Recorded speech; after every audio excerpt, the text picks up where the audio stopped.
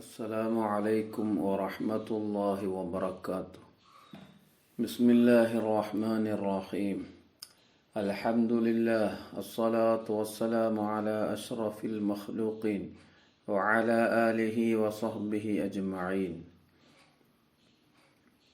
ഇന്ന് നാം ചർച്ച ചെയ്യുന്നത് ഹജ്ജിനെക്കുറിച്ചും ഉംറയെക്കുറിച്ചുമാണ്.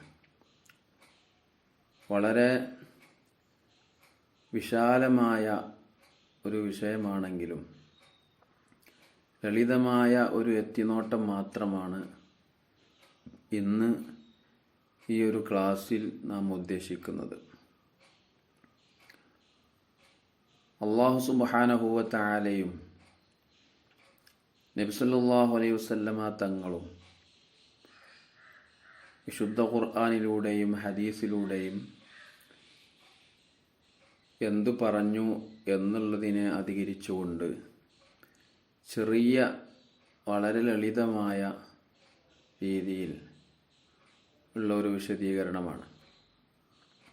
അല്ലാഹു സുബ്ഹാനഹു വ തആല പരിശുദ്ധ ഖുർആനിൽ പറഞ്ഞു, വലില്ലാഹി അലന്നാസി ഹജ്ജുൽ ബൈത്തി മനിസ്തതാഅ ഇലൈഹി സബീല.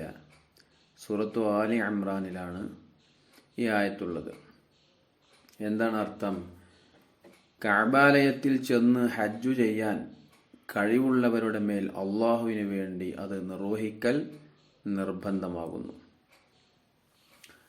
അതുപോലെ സൂറത്തുൽ ബഖറയിൽ വഅതിമ്മുൽ ഹജ്ജ വൽ ഉംറത ലില്ലാഹ്, നിങ്ങൾ അള്ളാഹുവിന് വേണ്ടി ഹജ്ജും ഉംറയും പൂർത്തിയാക്കുവീൻ എന്ന് അല്ലാഹു തആല ഹജ്ജിനെ കുറിച്ച് പറയുന്നുണ്ട്. ഇങ്ങനെ വിവിധങ്ങളായ ആയത്തുകളിൽ ഹജ്ജിനെ കുറിച്ച് അല്ലാഹു തആല ഓർമ്മപ്പെടുത്തുന്നുണ്ട്. അതുപോലെ തന്നെ നബി സല്ലല്ലാഹു അലൈഹി വസല്ലമ തങ്ങൾ ഹദീസിലൂടെ ഓർമ്മപ്പെടുത്തി, അൽ ഉംറത്തു ഇലൽ ഉംറത്തി കഫാറത്തുൽ ലിമാ ബൈനഹുമാ വൽ ഹജ്ജുൽ മബ്റൂറു ലൈസ ലഹു ജസാഉൻ ഇല്ലൽ ജന്നഹ്. ഒരു ഉംറ തൊട്ടടുത്ത ഉംറ വരെയുള്ളവക്കിടയിലുള്ള പാപങ്ങൾക്ക് പ്രായശ്ചിത്തമാകുന്നു. കുറ്റമറ്റ ഹജ്ജിന് സ്വർഗമല്ലാതെ മറ്റൊരു പ്രതിഫലവുമില്ല. മറ്റൊരു ഹദീസിൽ കാണാം, മൻ ഹജ്ജ ഹാദൽ ബൈത്ത ഫലം യർഫുസ് വലം യഫ്സുഖ് റജഅ കമാ വലദതുഹു ഉമ്മുഹു. ആരെങ്കിലും അധർമ്മവും അശ്ലീലതയും കാണിക്കാതെ ഹജ്ജ് ചെയ്താൽ ഉമ്മ പ്രസവിച്ച ദിവസത്തെ പോലെ തിരിച്ചെത്തുന്നതാണ്. അത്രയും ദോഷങ്ങളിൽ നിന്ന് പരിശുദ്ധമാക്കപ്പെട്ട രീതിയിൽ അവൻ പരിശുദ്ധമാക്കപ്പെടും. അതുപോലെ തന്നെ മറ്റൊരു പ്രധാനപ്പെട്ട ഒരു സൂചനയാണ് മൻ അറാദൽ ഹജ്ജ ഫൽ യതഅജ്ജൽ. ആരെങ്കിലും ഹജ്ജ് ഉദ്ദേശിക്കുന്നുവെങ്കിൽ അവൻ പെട്ടെന്ന് ചെയ്യട്ടെ എന്ന് നബി സല്ലല്ലാഹു അലൈഹി വസല്ലം തങ്ങൾ പറഞ്ഞിട്ടുണ്ട്. ഇത് നമ്മൾ വളരെയധികം സൂക്ഷിക്കേണ്ടതാണ്. പലപ്പോഴും ഹജ്ജിന് വേണ്ടി അല്ലെങ്കിൽ ഉംറയ്ക്ക് വേണ്ടി കഴിവുള്ള ആളുകൾ തന്നെ ഏതൊക്കെ രീതിയിലാണ് കഴിവുള്ളവൻ എന്ന് പറയുക എന്നൊക്കെ നമ്മൾ ശേഷം വിശദീകരിക്കും. ഏറ്റവും ചെറിയ രീതിയിൽ സാമ്പത്തികമായിട്ടാണ് നമ്മൾ പ്രധാനമായും നമുക്ക് കഴിവുകേട് ഉണ്ടാകാറുള്ളത്. അപ്പോൾ അതിന് കഴിവുള്ള ആളുകൾ തന്നെ സ്വന്തമായി സമ്പത്തുണ്ടായിട്ട് സമയമായിട്ടില്ല, ഇനിയും കുറേ ആയുസ്സുണ്ടല്ലോ എന്ന് വിചാരിച്ച് നീട്ടിവെക്കുന്ന ആളുകളുണ്ട്. അവർക്കൊക്കെ പലപ്പോഴും അബദ്ധം സംഭവിക്കാറുമുണ്ട്. അപ്പോൾ നമുക്ക് സാമ്പത്തികമായി കഴിവ് വരുന്നത് എപ്പോഴാണ്? ആ സമയത്ത് പെട്ടെന്ന് തന്നെ നമ്മൾ ഹജ്ജിന് ഉംറക്ക് കഴിയുള്ളൂ എങ്കിൽ ഉംറ ചെയ്യാൻ നമ്മൾ പുറപ്പെടണം. അതല്ലെങ്കിൽ ഹജ്ജിന് തന്നെ കഴിവുള്ള ആളുകളാണ് സാമ്പത്തികമായി എങ്കിൽ പെട്ടെന്ന് തന്നെ ഹജ്ജിന് വേണ്ടി പുറപ്പെടണം. ഹജ്ജിന് പോയാൽ നമുക്ക് ആ സമയത്ത് തന്നെ ഉംറയും നിർവഹിക്കാൻ കഴിയുമല്ലോ. അപ്പോൾ ആരും ഇത്തരത്തിലുള്ള കഴിവുകൾ ഉണ്ടായിട്ട് ഇത് പിന്നീടുള്ള ഒരു സമയത്ത് ചെയ്യാം അല്ലെങ്കിൽ കുറച്ചുകൂടെ പ്രായമായിട്ട് ചെയ്യാം എന്ന് കരുതി ഒരിക്കലും നീട്ടിവെക്കാൻ പാടില്ല. കാരണം ഒരുപക്ഷെ നമുക്ക് ആരോഗ്യപരമായ പ്രശ്നങ്ങൾ വന്നേക്കാം, അതല്ലെങ്കിൽ തന്നെ സാമ്പത്തികമായ പ്രയാസങ്ങൾ വന്നേക്കാം. ഇങ്ങനെ പലവിധ പ്രതിസന്ധികൾ പിന്നീട് നമുക്ക് ഉടലെടുത്താൽ ഇവന് ഹജ്ജ് നിർബന്ധമായ ഒരു വ്യക്തിയാണെങ്കിൽ പിന്നീട് വരുന്ന ബുദ്ധിമുട്ടുകൾ അവനിക്കൊരു തടസ്സമാവില്ല. ആ നിർബന്ധം ഒരിക്കലും അവനിൽ നിന്ന് നീങ്ങിപ്പോകുന്നില്ല എന്നുള്ളത് നമ്മൾ പ്രത്യേകം ഇവിടെ മനസ്സിലാക്കേണ്ട ഒരു വിഷയമാണ്. അതുപോലെ മറ്റൊരു ഹദീസിൽ നബി സല്ലല്ലാഹു അലൈഹി വസല്ലം തങ്ങൾ പറഞ്ഞു, വഫ്ദുല്ലാഹി സലാസ അൽ ഗാസി വൽ ഹാജി വൽ മുഅ്തമിർ. നബി സല്ലല്ലാഹു അലൈഹി വസല്ലം തങ്ങൾ പറഞ്ഞു, അള്ളാഹുവിൻ്റെ അതിഥി സംഘങ്ങൾ മൂന്നാകുന്നു. ഒന്ന് യോദ്ധാവ്, മറ്റൊന്ന് ഹാജി, മറ്റൊന്ന് ഉംറക്കിറങ്ങിയവൻ. ഇങ്ങനെ മൂന്നാളുകൾ അള്ളാഹുവിൻ്റെ അതിഥികളായിട്ട് നബി സല്ലല്ലാഹു അലൈഹി വസല്ലം തങ്ങൾ പരിചയപ്പെടുത്തുന്നുണ്ട്. മറ്റൊരു ഹദീസിൽ കാണാം, ഇന്ന ഉംറത്തൻ ഫി റമദാന തഅദിലു ഹജ്ജത്തൻ. റമദാനിലെ ഉംറ ഹജ്ജിനു സമാനമാകുന്നു. അപ്പോൾ റമദാനിൽ ഉംറ ചെയ്യുന്നത് വലിയ പ്രതിഫലമുള്ളതാണ്, ഹജ്ജിനെ പോലെ പ്രതിഫലം ലഭിക്കുന്ന ഒന്നാണ് എന്ന് പറഞ്ഞിട്ടുണ്ട്. അതുകൊണ്ട് തന്നെ ധാരാളം ആളുകൾ റമദാൻ ഷരീഫിൽ ഉംറ ചെയ്യാൻ വേണ്ടി പോകാറുണ്ട്. ഇസ്ലാമിൻ്റെ പഞ്ചസ്തംഭങ്ങളിൽ ഒന്നാകുന്നു ഹജ്ജ്. നിസ്കാരവും നോമ്പും കഴിഞ്ഞാൽ ഹജ്ജിനാണ് മഹത്വം. എല്ലാ നബിമാരും ഹജ്ജ് ചെയ്തവരാണ്. ആദം നബി അലൈഹിസ്സലാം 40 ഹജ്ജ് ഇന്ത്യയിൽ നിന്ന് നടന്നുപോയി ചെയ്തിട്ടുണ്ട്. നബി സല്ലല്ലാഹു അലൈഹി വസല്ലം ഹിജ്റക്ക് മുമ്പ് ഒരുപാട് ഹജ്ജ് ചെയ്തിട്ടുണ്ട്. ഹിജ്റക്ക് ശേഷം ഹജ്ജത്തുൽ വിദാ മാത്രമാണ് ചെയ്തിട്ടുള്ളത്. അപ്പോൾ ഹിജ്റക്ക് ശേഷം ഒരു ഹജ്ജാണ് നബി സല്ലല്ലാഹു അലൈഹി വസല്ലം തങ്ങൾ ചെയ്തത്. ആദം നബി അലൈഹി സ്വലാത്തു വസ്സലാം ഇന്ത്യയിൽ നിന്ന് നടന്നു പോയിട്ടാണ് ഹജ്ജ് ചെയ്തത്. അപ്പം അതിൻ്റെ ചരിത്രങ്ങളൊക്കെ നമ്മൾ പലപ്പോഴും കേട്ടിട്ടുണ്ടാവും. അത് ആ ഭാഗത്തേക്ക് കടന്ന് ഞാൻ നീട്ടുന്നില്ല. ഇനി എന്താണ് ഹജ്ജിന് ഉംറക്ക് കഴിവ് ഉണ്ടാവുക എന്നുള്ളതിൻ്റെ പരിധി, അത് നമുക്ക് പരിശോധിക്കാം. ഖുർആൻ പറയുന്നത് കഴിവുള്ളവൻ ഹജ്ജ് ചെയ്യണമെന്നാണ്. കഴിവ് എന്ന് പറഞ്ഞാൽ 2 നിലക്കുണ്ട്. സ്വന്തമായി തന്നെ ശേഷിയുണ്ടാവുക. ഇതിന് ഇനി പറയുന്ന സംഗതികൾ ഒത്തുവന്നാൽ മതി. എന്താണത്? അപ്പോൾ ഒന്നാമതായിട്ട് നമ്മൾ സ്വന്തമായി കഴിയുക എന്നുള്ളതാണ്. അതിനെന്തൊക്കെ കാര്യങ്ങൾ മേളിക്കണം? പോയി തിരിച്ചെത്തുന്നത് വരെ തനിക്കും താൻ ചെലവിന് നൽകുന്ന നിർബന്ധമായവർക്കുമുള്ള ജീവിത ചെലവുണ്ടാകൽ. അപ്പോൾ നമുക്ക് തിരിച്ചു വരുന്നത് വരെ യാത്രയിലും അവിടെ നിൽക്കുന്ന സമയത്തും ഒക്കെ ചെലവിന് ഉള്ളത് വേണം. അതുപോലെ നമ്മെ ആശ്രയിച്ച് കഴിയുന്ന നമ്മുടെ ഭാര്യ സന്താനങ്ങൾ, അതല്ലെങ്കിൽ മറ്റു ഉള്ള ആളുകൾ, മാതാപിതാക്കൾ, ഇവരെ ആശ്രയിച്ച് കഴിയുന്നവരാണെങ്കിൽ അങ്ങനെ ആർക്കൊക്കെ ഉണ്ടാവും, ഓരോ ആളുകളുമായി ബന്ധപ്പെട്ടിട്ടായിരിക്കും അതിരിക്കുക. സാധാരണഗതിയിൽ ഭാര്യ സന്താനങ്ങൾ അല്ലെങ്കിൽ മാതാപിതാക്കളാണ് ഉണ്ടാവാറുള്ളത്. അപ്പോൾ അവർക്കും ഇവൻ പോയി വരുന്നത് വരെയുള്ള കഴിയാൻ ആവശ്യമായ സമ്പത്ത്, അതിനുവേണ്ട ചെലവുകൾ ഉണ്ടായിരിക്കണം. അതുപോലെ തൻ്റെ യാത്രക്ക് പറ്റിയ വാഹനം സൗകര്യപ്പെടൽ. അപ്പം ഇന്ന് സമ്പത്തുണ്ടെങ്കിൽ നമ്മൾ വിമാനമാർഗമാണ് ഇന്നത്തെ കാലത്ത് നമ്മളൊക്കെ നമ്മുടെ കേരളത്തിൽ നിന്ന് അല്ലെങ്കിൽ ഇന്ത്യയിൽ നിന്നൊക്കെ പുറപ്പെടുന്നത്. വാഹനം, യാത്രാ ചെലവ്, ചെലവിന് നൽകൽ, നിർബന്ധമായവരുടെ ചെലവ് എന്നിവ, തൻ്റെ പാർപ്പിടം, കടം എന്നിവ കഴിച്ച് മിച്ചമുള്ളതാകൽ. അപ്പോൾ ഇതൊക്കെ കഴിഞ്ഞിട്ടുണ്ടായിരിക്കണം. യാത്രാ വഴി സുരക്ഷിതമായിരിക്കൽ, ശാരീരിക ശേഷി ഉണ്ടാകൽ, തന്നെ കൊണ്ടുപോകുന്നതിന് ആളെ കിട്ടാനില്ലാത്ത അന്ധന് ഹജ്ജ് നിർബന്ധമില്ല. അപ്പം ശാരീരിക ശേഷി ഉണ്ടാവുക എന്ന് പറഞ്ഞാൽ പിന്നെ രോഗികളാവും, അല്ലെങ്കിൽ അന്ധനായ ആൾക്ക് പോകാൻ ബുദ്ധിമുട്ടുണ്ട്. അപ്പം അന്ധനായ ആൾക്ക് സമ്പത്തുണ്ടെങ്കിൽ അയാൾക്ക് സഹായിയായിട്ടൊരു ആളെ കൊണ്ടുപോകാം. അപ്പം അങ്ങനെ കൊണ്ടുപോകാൻ ആളെ കിട്ടുന്നില്ലെങ്കിൽ പിന്നെ അദ്ദേഹത്തിന് നിർബന്ധമില്ല. ഹജ്ജിന് എത്തിച്ചേരാൻ മാത്രമുള്ള സമയമുണ്ടാകൽ, അതിനുള്ള സമയമാണ്. ഹജ്ജിനാവുമ്പോൾ ആ സമയത്ത് തന്നെ എത്തണം. ഉംറാവുമ്പോൾ ഏത് സമയത്തും ചെയ്യാൻ പറ്റുമല്ലോ. സ്വന്തമായി കഴിയാതിരിക്കുന്നവർക്ക് മറ്റുള്ളവർ വഴി കഴിവ് ഉണ്ടാകൽ. സ്വന്തമായി കഴിയില്ല, സമ്പത്തുണ്ട്, സ്വന്തം പോകാൻ കഴിയില്ല, അത്തരത്തിലുള്ള ശാരീരിക ബുദ്ധിമുട്ടുകളോ മറ്റോ ഉണ്ട്. അങ്ങനെയുള്ള ആളുകൾക്ക് ഈ സമ്പത്ത് ഉപയോഗിച്ച് മറ്റുള്ള ആളുകളെ ഏൽപ്പിക്കാവുന്നതാണ്. ഇത് രണ്ട് രീതിയിൽ വരും. ഒന്ന്, വാർദ്ധക്യം, കുഴച്ചിൽ തുടങ്ങിയവ കാരണം സ്വന്തമായി കഴിയാത്തവർ. ഇവർക്ക് വേണ്ടി കൂലിക്കോ പ്രതിഫലം വാങ്ങാതെയോ ഹജ്ജ് ചെയ്യിക്കാൻ ആളെ കിട്ടുന്നെങ്കിൽ അങ്ങനെ ചെയ്യൽ നിർബന്ധമാകുന്നു. അപ്പോൾ ചില ആളുകളോട് പറഞ്ഞാൽ കാശൊന്നും കൊടുക്കാതെ തന്നെ അവർ സ്വന്തം ഹജ്ജ് ചെയ്തവരായിരിക്കും. അപ്പോൾ അവർ അങ്ങനെ തയ്യാറാകുന്നുവെങ്കിൽ സൗജന്യമായിട്ട് അവർക്ക് വേണ്ടി ഹജ്ജ് ചെയ്യാൻ തയ്യാറാകുന്നെങ്കിൽ അങ്ങനെയുള്ള ആളുകളെ ഏൽപ്പിക്കുക. അതല്ലെങ്കിൽ നമ്മൾ സമ്പത്ത് കൊടുത്ത് അതിന് പറ്റിയ ഒരാളെ ഏൽപ്പിക്കൽ നിർബന്ധമാകുന്നു. ഹജ്ജ് ചെയ്യൽ നിർബന്ധമായിരിക്കെ മരിച്ചയാൾക്ക് വേണ്ടി അയാളുടെ സ്വത്തിൽ നിന്ന് പണമെടുത്ത് ഹജ്ജ് ചെയ്യിക്കൽ നിർബന്ധമാണ്. അപ്പോൾ അതാണ് നമ്മൾ പറഞ്ഞത്, മുമ്പ് ഹജ്ജ് നിർബന്ധമായിരുന്നു, പിന്നെ ഒരു പക്ഷേ കഴിഞ്ഞില്ല, ആരോഗ്യ പ്രശ്നങ്ങൾ അല്ലെങ്കിൽ മറ്റുള്ള തടസ്സങ്ങളുണ്ടായി, അല്ലെങ്കിൽ സമ്പത്ത് കഴിഞ്ഞു, കയ്യിലുണ്ടായിരുന്ന കാശൊക്കെ തീർന്നുപോയി, അങ്ങനെ അദ്ദേഹം മരണപ്പെട്ടു പോയാൽ പിന്നെ അദ്ദേഹത്തിൻ്റെ സ്ഥലമോ മറ്റോ ഒക്കെ സമ്പത്തായിട്ടുണ്ടെങ്കിൽ അത് ഓഹരി ചെയ്യുന്നതിൻ്റെ മുമ്പ് ഇതിനു വേണ്ടി മാറ്റിവെക്കൽ നിർബന്ധമാണ്.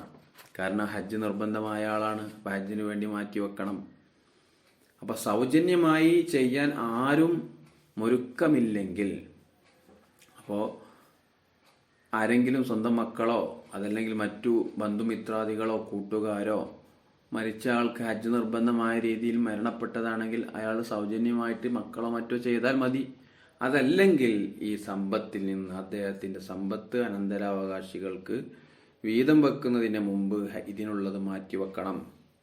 ഇതൊന്നും പലപ്പോഴും ആരും ശ്രദ്ധിക്കാറില്ല.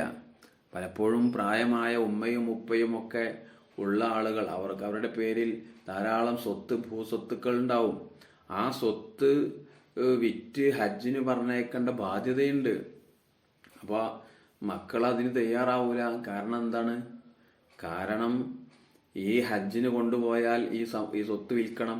അപ്പോൾ അത് മക്കൾക്കത് കുറവായി പോവും, കുറഞ്ഞു പോകും അനന്തരം കിട്ടുന്ന സമയത്ത്. അപ്പോൾ ഇത്തരത്തിലുള്ള കാഴ്ചപ്പാട് കൊണ്ട് അവരെ ഒരു തെറ്റിലേക്ക് അല്ലെങ്കിൽ ഒരു ശിക്ഷയിലേക്ക് ആരും തള്ളിവിടാൻ പാടില്ല. വളരെയധികം സൂക്ഷിക്കേണ്ടതാണ്. അപ്പം ഇത്തരം ആളുകൾക്ക് ഹജ്ജ് ചെയ്യാത്ത, ഉംറ ചെയ്യാത്ത ആളുകൾ, ഭൂസ്വത്തുള്ള ആളുകൾ ഉണ്ടാവും, അവർക്കൊക്കെ ഇത് പറഞ്ഞു കൊടുക്കണം. ഇനി വനിതകളുടെ ഹജ്ജിനെ കുറിച്ച് പറയാം. പുരുഷന്മാരെ പോലെ തന്നെ സ്ത്രീക്കും ഹജ്ജ് നിർബന്ധം തന്നെയാകുന്നു. പക്ഷേ ഒറ്റയ്ക്ക് പോകാൻ പാടില്ല. ഭർത്താവോ, ഇപ്പം ഇന്ന് സ്ത്രീകൾക്ക് ഒറ്റയ്ക്ക് പോകാനുള്ള ഗവൺമെൻറ് വളരെയധികം സപ്പോർട്ടീവായിട്ട് പല സംവിധാനങ്ങളും ഏർപ്പെടുത്തുന്നുണ്ട്. പക്ഷേ അത് സഹോദരിമാർ ചിന്തിക്കണം. ഹജ്ജിന് പോകുന്ന സമയത്ത് അല്ലെങ്കിൽ ഉംറക്ക് പോകുന്ന സമയത്ത് നമ്മൾ ഇസ്ലാമികമായി പാലിക്കേണ്ട നിയമങ്ങൾ കൃത്യമായി പാലിച്ചുകൊണ്ടായിരിക്കണം ഹജ്ജിനും ഉംറക്കും പോകേണ്ടത്. എന്നല്ലാതെ ഒരു ടൂർ പോകുന്നത് പോലെയോ അതല്ലെങ്കിൽ മറ്റൊരു ആനന്ദത്തിന് വേണ്ടിയിട്ട് പോകുന്നത് പോലെയോ ആയിപ്പോവാൻ പാടില്ല. നമ്മുടെ ഇബാദത്തുകൾ നഷ്ടപ്പെടുന്ന രീതിയിലേക്ക് എത്തിപ്പെടരുത് എന്ന് ഈ സമയത്ത് ഓർമ്മപ്പെടുത്തുകയാണ്. അപ്പോൾ ഒറ്റയ്ക്ക് പോകാൻ പാടില്ല. ഭർത്താവോ വിവാഹബന്ധം നിഷിദ്ധമായ മറ്റു ആണുങ്ങളോ വിശ്വസിക്കാവുന്ന 3-ൽ കുറയാത്ത സ്ത്രീകളോ ഉണ്ടെങ്കിൽ നിർബന്ധമാകും. അപ്പോൾ സ്ത്രീകൾക്ക് സമ്പത്തിന് പുറമെ ഈ ഒരു കാര്യവും കൂടെ അവർക്ക് ഒത്തുവരേണ്ടതുണ്ട്. ഈ പറഞ്ഞത് നിർബന്ധമാകുന്നതിൻ്റെ നിബന്ധനയാണ്. അപ്പോൾ നിർബന്ധമായ ഹജ്ജ് ഉംറക്കാണ് ഈ പറഞ്ഞ നിയമം. ഏത്? പോകുന്ന സമയത്ത് ഭർത്താവ് വേണം, അല്ലെങ്കിൽ വിവാഹബന്ധം ഹറാമായ ആണുങ്ങൾ വേണം, അല്ലെങ്കിൽ 3-ൽ കുറയാത്ത വിശ്വസ്തരായ സ്ത്രീകൾ വേണം. എന്നാൽ ഹജ്ജിന് പുറപ്പെടുന്ന ഘട്ടത്തിൽ വിശ്വസ്തയായ ഒരു സ്ത്രീ ഉണ്ടായാലും മതി. എന്നാൽ നിർബന്ധമായ ഹജ്ജ് ഉംറകൾക്ക് മാത്രമാണ് ഈ നിയമം. ഫത്തുഹുൽ മുഈൻ പറയുന്നത് കാണുക. സ്ത്രീകൾക്ക് സുന്നത്തായ ഹജ്ജ് ഉംറക്ക് ഒരുപാട് സ്ത്രീകൾക്കൊപ്പമാണെങ്കിലും പുറപ്പെടാവതല്ല. ഉണ്ടോ? സുന്നത്തായ, അപ്പോൾ നമ്മൾ ഹജ്ജ് ആദ്യം ചെയ്യുന്ന ഹജ്ജും ആദ്യം ചെയ്യുന്ന ഉംറയുമാണ് നിർബന്ധമായത്. പിന്നെ ശേഷം രണ്ടാമതായി ചെയ്യുന്ന ഉംറയോ ഹജ്ജോ ഒക്കെ സുന്നത്തായതാണ്. അങ്ങനെ നിർബന്ധം വീടിപ്പോയല്ലോ. അപ്പം വീണ്ടും ഇനി പോകുന്ന സമയത്ത് സഹോദരിമാരൊക്കെ പ്രത്യേകം ശ്രദ്ധിക്കണം. നമ്മൾ ഈ പറഞ്ഞ നിയമം എന്താണ്? നിർബന്ധമായ ഹജ്ജിനും ഉംറക്കും വേണ്ടിയിട്ടുള്ളതാണ്. അപ്പം ഇനി സുന്നത്തായതോ ചെറിയ യാത്രയാണെങ്കിലും കാണാൻ കൊള്ളാവുന്നവളല്ലെങ്കിലും വിധി ഇതുതന്നെയാണ്. അപ്പം അങ്ങനെ പുറപ്പെടാൻ പാടില്ല. മക്കക്കാരിക്ക് തൻഈമിൽ നിന്ന് പോലും ഉംറക്ക് സ്ത്രീകൾക്കൊപ്പം നീങ്ങൽ ഹറാമാണെന്ന് വ്യക്തമായി പറഞ്ഞ പണ്ഡിതന്മാരെ കാണാം. അപ്പോൾ ഹജ്ജിനും ഉംറക്കും സുന്നത്തായതിന് പോകുമ്പോൾ ഇങ്ങനെ സ്ത്രീകൾ ഉണ്ടായാൽ പോരാ, മറിച്ച് ഭർത്താവോ വിവാഹബന്ധം ഹറാമായ പുരുഷന്മാരോ കൂടെ ഉണ്ടെങ്കിലേ സുന്നത്തായ ഉംറക്കും സുന്നത്തായ ഹജ്ജിനും മറ്റു യാത്രകൾക്കും പുറപ്പെടാൻ പാടുള്ളൂ. ഇത് ഫത്ഹുൽ മുഈൻ തന്നെ വളരെ വ്യക്തമായി പറഞ്ഞിട്ടുണ്ട്. ഇനി നിബന്ധനകൾ നോക്കാം. ഹജ്ജിൻ്റെ അർക്കാനുകൾ 6 എണ്ണമാണ്. 1 ഇഹ്റാം ചെയ്യുക. ഇതൊക്കെ വിശദീകരിക്കേണ്ടതാണ്. നമ്മൾ ചെറിയ ഒരു സമയത്ത് പറയുന്ന വളരെ ചുരുക്കി പറയുന്നത് ആയതുകൊണ്ട് സൂചനകൾ മാത്രമേ ഉള്ളൂ. വളരെ പ്രധാനപ്പെട്ട കാര്യങ്ങൾ മാത്രമേ ഇതിൽ ഉൾപ്പെടുത്തിയിട്ടുള്ളൂ. അപ്പോൾ 6 റുക്നുകൾ. 1 ഇഹ്റാം ചെയ്യുക, മറ്റൊന്ന് അറഫയിൽ നിൽക്കുക, 3 തവാഫ്, 4 സഅയ്, 5 മുടി നീക്കൽ, 6 ക്രമപ്രകാരം ചെയ്യൽ, തർത്തീബ്. ഈ 6 കാര്യങ്ങളാണ് ഹജ്ജിൻ്റെ ഫർളുകളായിട്ട് വരുന്നത്. അതുപോലെ തന്നെ ഹജ്ജിന് നിർബന്ധമായ വാജിബാത്തുകളും കൂടെയുണ്ട്. അത് 5 എണ്ണമുണ്ട്. അപ്പം ഫർളുകൾ എന്നുള്ളൊരു ഗണത്തിൽ 6 എണ്ണമുണ്ട്, വാജിബാത്തുകൾ എന്നുള്ള ഗണത്തിൽ 5 എണ്ണമുണ്ട്. ഇത് രണ്ടും നിർബന്ധം തന്നെയാണ്. അതിൻ്റെ വ്യത്യാസം നമുക്ക് പറയാം. വാജിബാത്ത് 1 മീഖാത്തിൽ നിന്ന് ഇഹ്റാം ചെയ്യുക. ഇഹ്റാം ചെയ്യാൻ ഓരോ ഭാഗത്തു നിന്ന് വരുന്ന ആളുകൾക്കും പ്രത്യേകം മീഖാത്തുകളുണ്ട്. ആ മീഖാത്തുകളിൽ വെച്ചായിരിക്കണം, അല്ലെങ്കിൽ അതിന് മുമ്പ് ചെയ്യണം. അല്ലാതെ ഇഹ്റാം ചെയ്യാതെ ആ മീഖാത്ത് വിട്ട് കടക്കാൻ പാടില്ല. അപ്പോൾ പലപ്പോഴും ഇവിടുന്ന് യാത്ര പോകുന്ന സമയത്ത് ചില ആളുകളൊക്കെ എല്ലാം റെഡിയായി കഴിഞ്ഞാൽ, പോക്ക് ഉറപ്പായി കഴിഞ്ഞാൽ എയർപോർട്ടുകളിൽ നിന്ന് തന്നെ, ഇപ്പോൾ നമ്മൾ കോഴിക്കോട് അല്ലെങ്കിൽ നെടുമ്പാശ്ശേരി എയർപോർട്ടുകളിൽ നിന്ന് തന്നെ ഇഹ്റാം ചെയ്തിട്ട് പോകുന്ന ആളുകൾ, അല്ലെങ്കിൽ വിമാനത്തിൽ നിന്ന് ഇഹ്റാം ചെയ്യണം. അപ്പോൾ പലപ്പോഴും അത് സംഭവിക്കുന്നത് ചിലപ്പോൾ വിമാനങ്ങളൊക്കെ മീഖാത്തിൻ്റെ മുകളിലൂടെ പോകാൻ സാധ്യത, വിട്ട് കടക്കാൻ സാധ്യതയുണ്ട്. അപ്പം അത്തരം ഒരു സംഭവം ഉണ്ടാവാതിരിക്കാൻ വേണ്ടി സൂക്ഷ്മത പാലിച്ചുകൊണ്ട് എന്ത് ചെയ്യാറുണ്ട്? എയർപോർട്ടുകളിൽ നിന്ന് തന്നെ ഇഹ്റാം ചെയ്യാറുണ്ട്. അപ്പം മീഖാത്തിൽ നിന്ന് ഇഹ്റാം ചെയ്യണം. പിന്നെ മുസ്ദലിഫയിൽ രാപ്പാർക്കുക, ഇതൊക്കെ വാജിബാത്താണ്. അതുപോലെ മിനയിൽ താമസിക്കുക, ജംറകളെ എറിയുക, 3 ജംറകൾ ഉണ്ടല്ലോ. അതുപോലെ വിടവാങ്ങൽ തവാഫ്. രണ്ടും നിർബന്ധമുള്ളതാണെങ്കിലും, അതായത് ഫർളും വാജിബാത്തും നമ്മൾ പറഞ്ഞല്ലോ, 6 ഫർളുകളും 5 വാജിബാത്തുകളും പറഞ്ഞു. ഇത് രണ്ടും നിർബന്ധമുള്ളതാണെങ്കിലും അർക്കാനുകളും വാജിബാത്തും തമ്മിലുള്ള വ്യത്യാസം, വാജിബാത്തുകൾ നഷ്ടപ്പെട്ടാൽ അറവ് നടത്തി പരിഹരിക്കാം, അർക്കാനുകൾ അറവ് കൊണ്ട് പരിഹരിക്കാൻ പറ്റില്ല എന്നതാണ്. അപ്പോൾ വാജിബാത്തുകൾക്ക് എന്തെങ്കിലും കോട്ട സംഭവിച്ചാൽ, എന്തെങ്കിലും പോരായ്മകൾ വരികയോ എന്തെങ്കിലും സംഭവിച്ചു കഴിഞ്ഞാൽ നമുക്കത് അറവ് നടത്തിക്കൊണ്ട് ദാനം ചെയ്തിട്ട് നമുക്കത് പരിഹരിക്കാൻ കഴിയും. നമ്മൾ നിസ്കാരത്തിലൊക്കെ പലപ്പോഴും സഹുവിൻ്റെ സുജൂദ് ചെയ്ത് ചില സുന്നത്തുകളൊക്കെ പരിഹരിക്കുന്നത് പോലെ. എന്നാൽ അർക്കാനുകൾ ഒരിക്കലും ഇങ്ങനെ പരിഹരിക്കുകയില്ല. അത് നമ്മൾ ചെയ്ത് തീർക്കുക തന്നെ വേണം. ഇനി ഉംറയുടെ രീതി. ഉംറയാണല്ലോ ധാരാളം ആളുകൾ എപ്പോഴും നമുക്ക് ചെയ്യാൻ പറ്റിയതാണ് ഉംറ. അതിന് പ്രത്യേക സമയമില്ലല്ലോ. ഹജ്ജാവുമ്പോൾ നമുക്ക് ദുൽഹിജ്ജ മാസം വരണം. ദുൽഹിജ്ജ മാസത്തിലാണല്ലോ ഹജ്ജ് നമുക്ക് ചെയ്യാൻ പറ്റുക. അപ്പോൾ മറ്റുള്ള എല്ലാ സമയത്തും ഉംറ എപ്പോഴും ചെയ്യുന്നത് വളരെ എളുപ്പമുള്ള കാര്യവും കൂടെയാണ്. 1 മീഖാത്തിൽ നിന്ന് ഇഹ്റാം ചെയ്യുക. അങ്ങനെ മീഖാത്തിൽ നിന്ന് ഇഹ്റാം ചെയ്ത് ഹറമിൽ കടക്കുക. ഫർളായ തവാഫ് ചെയ്യുക. അതിനുശേഷം സഫാ മറുവക്കിടയിൽ നടക്കുക. പിന്നീട് മുടി നീക്കി വിരമിക്കുക. ഈ കാര്യങ്ങൾ മാത്രമേ ഉംറക്കുള്ളൂ. നമ്മൾ ഇഹ്റാം ചെയ്യുന്നു, നേരെ പോയി തവാഫ് ചെയ്യുന്നു, അതിനുശേഷം സഅയ് ചെയ്യുന്നു, മുടി മുറിക്കുന്നു. ഈ കാര്യങ്ങൾ ചെയ്താൽ ഉംറയായി. അപ്പോൾ ഇത്രയും കാര്യങ്ങളാണ് വളരെ ഇതിൻ്റെ ഒരു കാതലായ ഭാഗം എന്ന് പറയാം. ഇതൊരു സൂചന മാത്രമാണ്. അപ്പോൾ ഇതൊക്കെ നമ്മൾ വിശദമായിട്ട് നമ്മൾ മറ്റുള്ള ക്ലാസ്സുകൾ കേൾക്കണം. നമ്മൾ ചെറിയ രീതിയിൽ ചെറിയ സമയത്തിനുള്ളിൽ പറഞ്ഞു തീർക്കുന്നതായതുകൊണ്ടാണ് ഈ രീതിയിൽ ഓർമ്മപ്പെടുത്തിയത്. പ്രത്യേകിച്ച് സാമ്പത്തികമായി ശേഷിയുള്ള ആളുകൾ, ഇതിൽ സൂചിപ്പിക്കാനുള്ളത് അതാണ്. സാമ്പത്തികമായി ശേഷിയുള്ള ആളുകൾ ആ സമയത്ത് തന്നെ പെട്ടെന്ന് ഹജ്ജിന് കഴിയുന്നവരാണെങ്കിൽ ഹജ്ജിന് പോകണം, ഉംറക്ക് കഴിയുന്നവരാണെങ്കിൽ ഉംറക്ക് പോകണം. പിന്നീടുള്ള സമയത്ത് ചെയ്യാം എന്ന് കരുതി യാതൊരു കാരണവശാലും ആരും നീട്ടിവെക്കാൻ പാടില്ല. അല്ലാഹു സുബ്ഹാനഹു വ തആല എല്ലാ ഇബാദത്തുകളും അതിൻ്റെ കൃത്യമായ സമയത്ത് നിർവഹിക്കാൻ നമുക്ക് തൗഫീഖ് നൽകുമാറാവട്ടെ.